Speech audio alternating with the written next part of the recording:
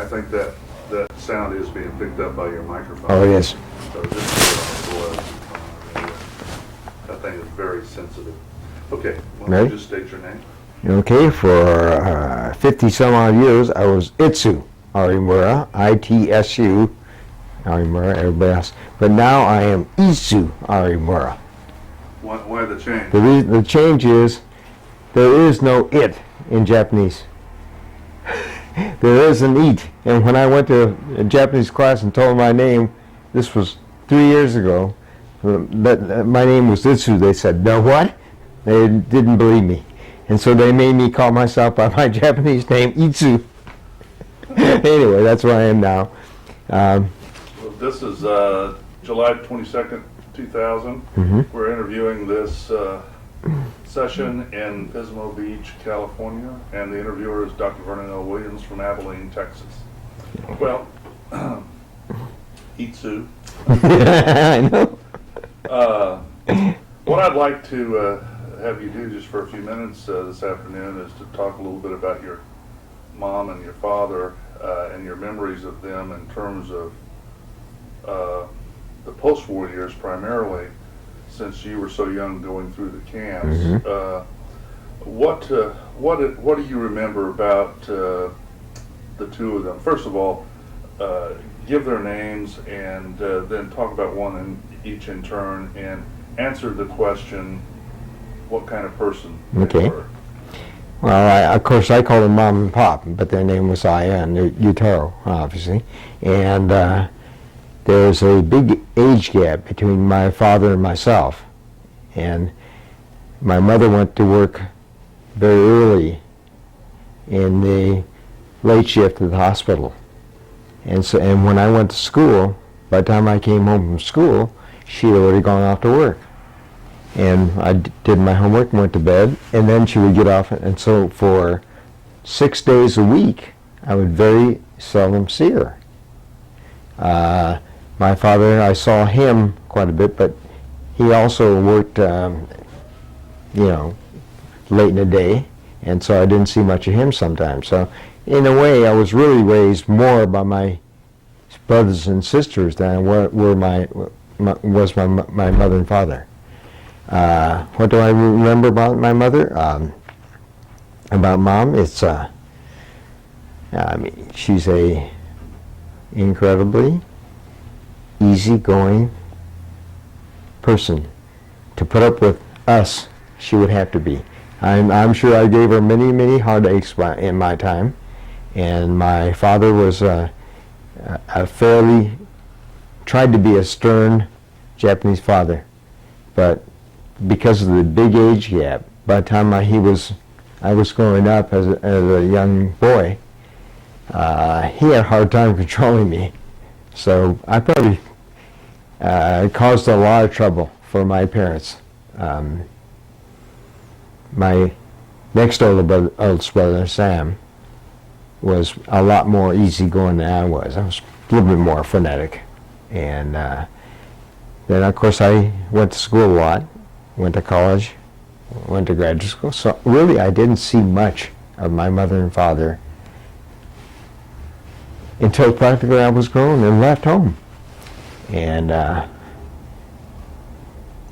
don't know what to say. In fact, this started me wondering whether I should start documenting more about the family history, because I started talking to my father near the last years of his life, and I was absolutely amazed. It was the first time I really sat down and talked to him. And I was amazed that he had a wealth of knowledge. And of course, his background was incredible. And same with Mom. I didn't get a chance to talk to her very much at all until last maybe 10 years of her life. By that time, I was working professionally and living in Seattle. So I went all over the country all the time, and I'd always try to stop off and see her. And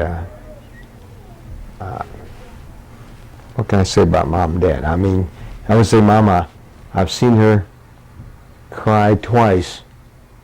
In her whole life, I've only seen her cry twice. And I'm not sure anybody told this story, but one time I saw her crying was when Ricky and Bob got married. They had to go to Illinois to get married because they had a law in Missouri that you weren't allowed to intermarry at that time. And I saw Mom actually in tears over that. The other one was something more personal. Had to do with killing a cat. My brother shotgun a cat because of something. Well, did you ever have any conversations with either one of them about their impressions of going to the camps? Never did. It's incredible. I mean, like I said, even in the last years of their life, they talked more about their early years in California. And I don't think they said anything about camp. I think it was a dark period in their history, and so they just kind of blanked it out. And I guess I may have too. I lived in camp when I was age 4 through 8, and my remembrances are very vague, very vague. I tried to sit down and write down my experience and didn't have any. So. How did you handle these conversations you had? Did you tape record them? Did not take notes? Nothing. Just, I mean, that's the stories of my father. He told me about his early years, and he went to San Francisco, and then he told me he went down to San Diego area after the earthquake, and he described what the earthquake was like. I mean. Have you written those things up in this book that you've been compiling? I haven't, mainly because the other siblings knew more about that incident than I did. But I wrote only briefly about one thing. When my mother's port of entry was in Seattle, and she came out to visit me in Seattle. We took a tour of she had been quarantined in a hotel in Seattle. And so we looked for that hotel and we couldn't find it anyplace. And this was 1917 she was, and when she visited me was probably 60 years later, or 70 years later. And we couldn't find the hotel. And we were walking around, and she said, oh, these hills were a lot steeper when she was there. And what they had done, in order to accommodate foot traffic and car traffic, they had actually hosed the hills down and made them a lot shallower than when she was there. Well, faintly on this one sign of this hotel, we could see in the background the letters that the hotel used to be called when she was there. And they had painted over that thing. And so she kept pointing out that was where she stayed, that was where she stayed. And you know, we looked for that name on the hotel. And that was the only thing I wrote down on that. Did you take a picture of the hotel? Supposedly, we haven't found it yet. We've been going through the files trying to find it. We couldn't. You don't still live in Seattle now, do you? I do. I lived for 4 years on the north end of Mercer Island, and the last 30 years or so on the south end. And is that old building still there? Do you know? I think it still is. I don't know if you can still see the sign because, like I said, it's been another 13, 14 years. So. Have you checked into the local historians or the Historical Society to see if they have anything about the immigration activity that was going on there? They have a lot of activity, but most of it has to do with the Northwest natives that came in. There's nothing in there very much about people that came through. I tried to find. I've been doing more tracing of the migration pattern, and there's a lot of. They have a local, like a historical society that has part of it is a trying to look at the Japanese American cultural background, how the immigration pattern and all that, and but it's primarily the histories of the Northwest Japanese American. So In fact, part of this also was we had seen a booklet put together by one family there in the Seattle area. And we knew our stories were a lot more interesting and better. So we're putting this booklet together. Yeah, I know. Well, that's interesting. I didn't know that your mother had returned to that location. I wished I could have been there. I tell you, it was just absolutely earth-shaking to see it, family behind it. Well, Noboru claims he has a slide someplace. He's going to look for it also, because I think he had a camera and I had a camera. So I have a slide someplace of that, and we'll look for it. Oh, that'd be great. Yeah. The stories that were told to you by your mother and father. Let me ask you a couple of questions that to see if they had told you anything about these things. For example, your mother, what did, if anything, did she tell you about her father and her childhood in that environment? I think she talked some about her brothers and sisters, but I don't remember very much about her parents or her grandparents. Are any of those people still alive? Your mother, I think, was the eldest daughter. Would any of the younger ones still be alive? I think her youngest brother is still alive. Somebody just told me he was. He must be 90 some odd years old now, because the Uncle Hito is still alive. But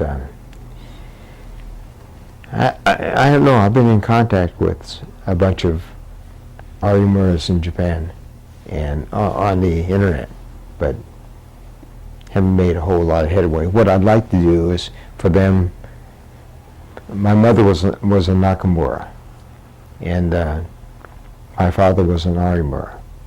And the name Arimura is very, very rare. It's not a real common Japanese name. So you would think that it would be easier for one of them. But the trouble is the people on the internet that would do a lot of discussion are mostly the younger generation. And so they're too busy making a living to do things like I do, which is, and it'd be nice to get some of the older ones on. But what about your father? Did he say anything about his family? I sure can't remember very much.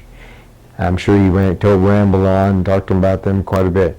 All I know is the family tree on his side is so messed up right now. We gotta get somebody over there to do more research on that. I have a brother that has traveled back quite a bit to Japan, and he knows a lot, but he kind of rambles and he won't put things down on paper. So I'm hoping. I tape recorded him for 2 hours last night before last, and almost an hour and a half he talked about his kittens. I tried to get him on the subject of something else.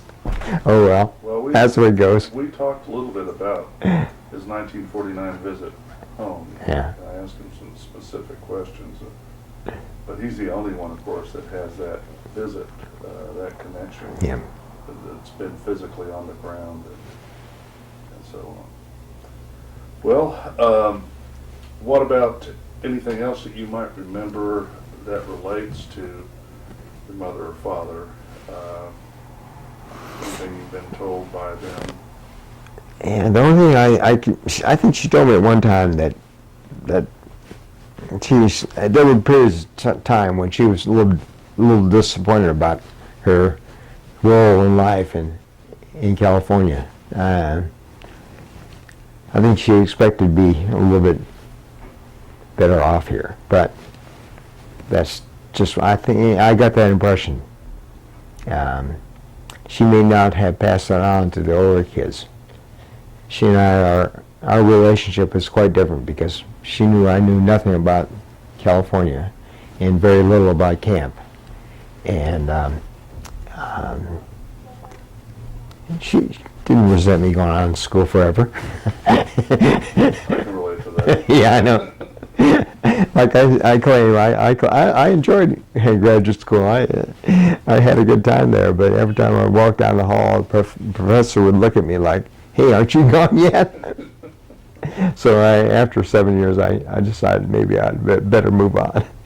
Well, as sort of a last thing, tell me a little bit about your book project. Yeah. What are you doing? How are you doing it? Okay. Right now, I'm using Publisher 97, which is Microsoft Publisher, and I'm putting it all together. And I have a scanner, and what I was hoping that they would be able to either email me and what we're doing is putting a compendium of stories together.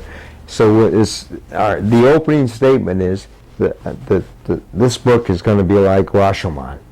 I don't know if you've ever seen the movie Rashomon. It's the same.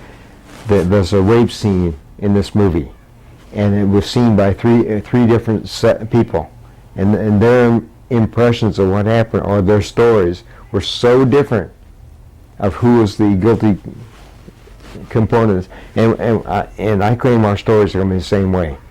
And we've always seen big contradictions in some of the stories, and that's human nature. Yeah, that's right. That's right. I tell my wife, I mean, you ever hear of this game called telephone where you pass the message around the room and the recipient says, "Hey, it has nothing to do with what I talked about originally." And so the same thing with our stories. We're putting together section by section certain key things in our lives, and I'm asking them to write their impression of a short scene, and so far I've only got the things that you're doing. I mean, you know that Tad and Nob know more about, and Yoko know more about California than most everybody, and same thing with the wartime experience of Tad. Because, hi, have a seat. See, I told them that you were the worst one in the family, so you're safe. Anyway, I've been trying to get Tad to open up more about his wartime experience because he was a